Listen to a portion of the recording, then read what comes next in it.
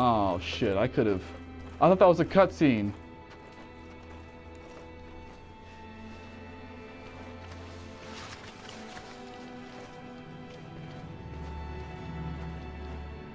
Yo, I feel like Carl would be nice at doggy style. I already found one, dude. Oh, okay.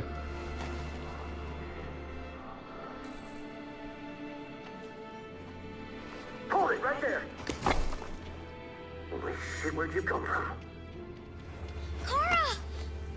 I guess I approached too quickly. Come on, this way. Nah. What? Pausing real quick.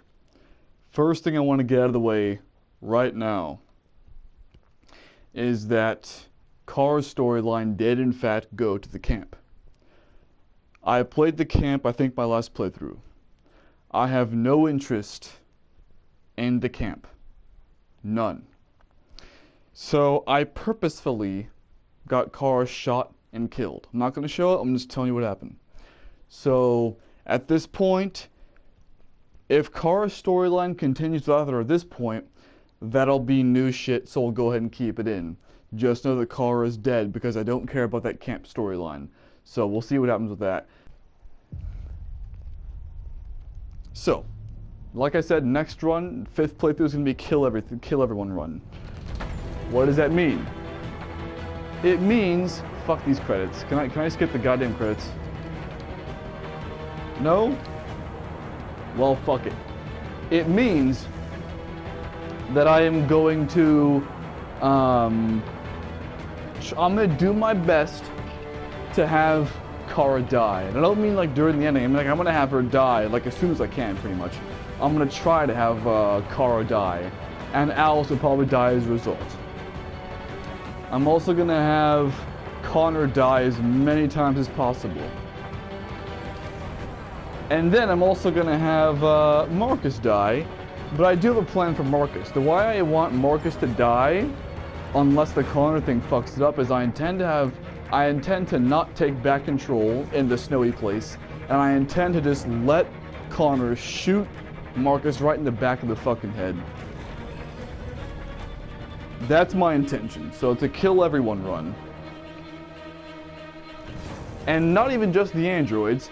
Like, I'm gonna have the androids kill as many people as they can as well. So that's gonna be 5th run. I can't skip this. So I'll just leave it here on the credits, and this has been the 4th playthrough. Have a good day.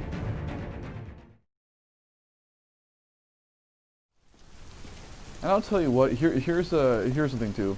If this kind of situation happened in real life with all these androids, if this sort of exact situation happened, not gonna lie, I probably wouldn't really care about the androids. I'd probably be one of the ones saying, no, just shut them down. Because at the end of the day, no matter how well they imitate humans and you know, the emotional shit, they're still fucking androids. So, like, they're still not living things. So not gonna lie, if this situation was real, I would probably be in the boat to just say, fuck it, shut them down.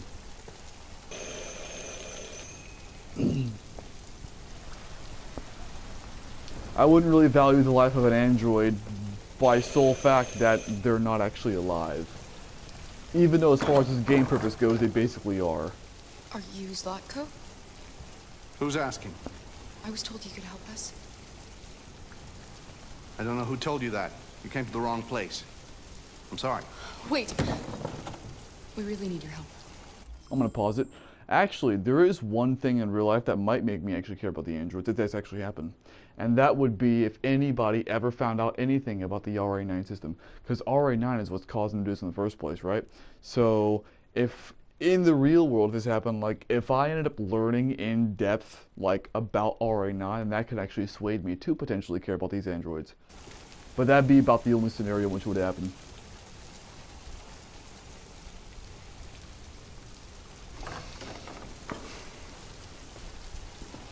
Come in.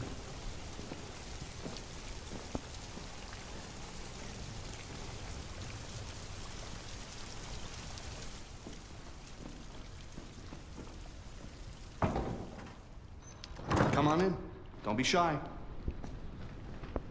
This is a rather long chapter, too. I don't know what's so special about this book, but okay. Luther, would you be so kind as to take these ladies' coats? Oh, don't be afraid of our big friend here. Luther is just another android that I helped. He keeps me company in this big, empty old house. Although considering Zlatko knows, and he knows about the deviancy, I don't think he would want to keep Please? Luther around realistically, because he Make could turn yourselves on at at any home. time, as he does. At least I wouldn't do that. How did you hear about me? An android. Grapevine. On the street, he said you could help us. I see. Do you see that, the picture behind what's-his-face? Jesus, who the fuck is that? Like, take a look. That, I don't mean to be, like, you know, uncouth or anything, but come on. I wouldn't want that hanging on my fucking wall. Deviant, huh? What about her? Bro, you've encountered so many fucking androids, you should know. I don't care, you know, like I said, this is my 4th playthrough. You should know the truth, bro. Maybe She's Kara, human. maybe Kara doesn't, but you should know, Mr. Zlatko. And you want to find a safe place. Somewhere you can start a new life. I hear Canada is very lovely at this time of year. Beautiful landscapes, open spaces, clean air, and no android laws. Great place for a fresh start. Yes, that's exactly what we want. Of course. I can help you. But first, we have to get rid of your tracker. Tracker? Yeah. All androids are fitted with a tracking device to locate them at all times. I'll remove yours, and then you'll both be safe. Come on. Follow me. I've probably mentioned this already on my other playthroughs, The but little one can wait for us in the living room. No, she always stays with me. oh, Your Here, friend's we're life about is to in go. your hands. Now it's time to decide what matters most. Him or the revolution? Don't listen to him. Everything this fucker says is a lie.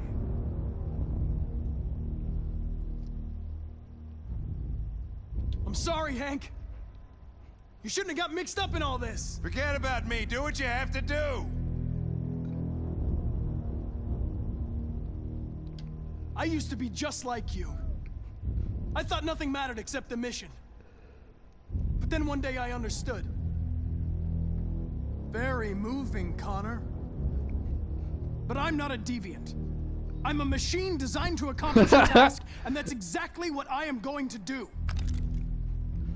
Enough talk! It's time to decide who you really are. Are you going to save your partner's life? Or are you going to sacrifice him? you know, it's no wonder to me why they're deviants. Because the fact that he's not a deviant and that he's raising a firearm towards a human being tells me that certain androids are built with certain designations others aren't. For example, I'm pretty damn sure that Marcus, back before he was a deviant, had a coding to never harm a human being. I'm assuming that's just a regular code thing, kind of like iRobot, you know? Under no circumstances will you hurt a human being, even if they're fucking with you. So the fact that he's not a deviant, he's just willy-nilly, like, threatening to kill somebody, tells me, from a realistic point of view at least, that different androids are programmed different ways. So it's honestly it's not really that surprising to me that some kind of thing like RA9, even if it was just a technical glitch, could show up in a bunch of android systems. Although I don't think it is a technical glitch though. You know, they never really explore, like, that's one thing, like I said before. I know the RA9 isn't supposed to be fleshed out, or at least that's my assumption.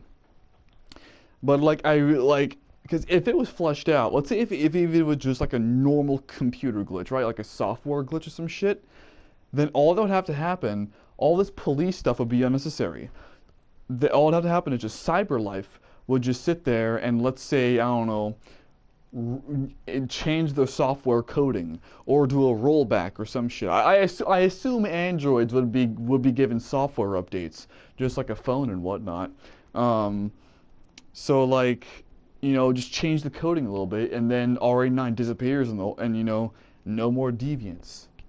That's how I interpret these things would go in a realistic scenario. But I just find it interesting how he's so willing to kill Hank despite the fact that he's not a deviant. Am I reading too much into this plot?